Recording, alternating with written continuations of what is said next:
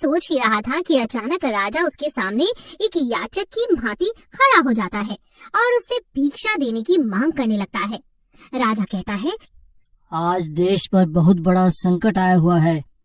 ज्योतिषियों ने कहा है कि इस संकट से उबरने के लिए यदि मैं अपना सब कुछ त्याग कर एक याचक की भांति भिक्षा ग्रहण करके लाऊंगा तभी इसका उपाय संभव है। तुम आज मुझे पहले आदमी मिले हो, इसलिए मैं तुमसे भिक्षा की मांग कर रहा हूँ। यदि तुमने मना कर दिया तो देश का संकट टल नहीं पाएगा, इसलिए तुम मुझे भिक्षा में कुछ भी दे दो।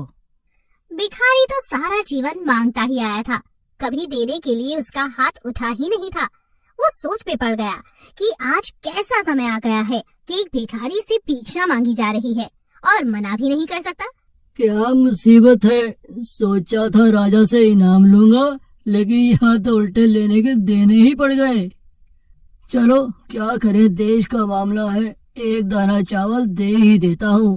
बड़ी मुश्किल से एक चावल का दाना निकाल कर उसने राजा को दे दिया। राजा वही एक चावल का दाना ले बहुत खुश होकर आगे बढ़ जाता है।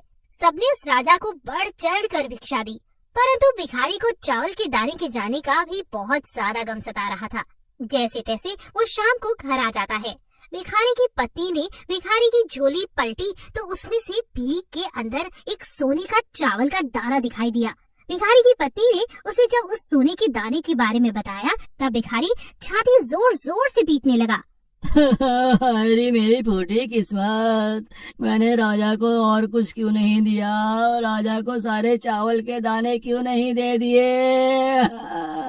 अगर मैं राजा को सब दे देता तो सारा सोने का हो जाता। हे प्रभु, मैंने ये क्या कर दिया, अपने पैरों पर खुद ही कुल्हाड़ी मार दी। भगवान, आप रो क्यों रहे हो जी? भिखारी सारी बात अपनी पत्नी को बताता है। तब उसकी पत्नी कहती है, तुम्हें पता नहीं कि जो दान हम देते हैं वही हमारे लिए स्वर्ण है।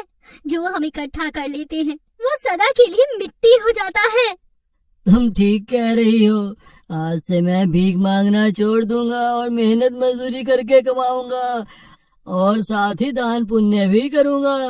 उस दिन से उस भिखारी ने भिक्षा मांगनी छोड़ दी और मेहनत करके अपना और अपने परिवार का भरण पोषण करने लगा। जिसने सदा दूसरों के आगे हाथ फैलाया, भीख मांगी, अब खुले हाथों से दान पुण्य करने लगा था। धीरे धीरे उसके दिन भी बदलने लगे। जो लोग सदा उससे दूरी बनाकर रखते थे सब उसके समीप आ गए। भिखारी की जगह अब उसे लोग दानी के नाम से जानने लगे।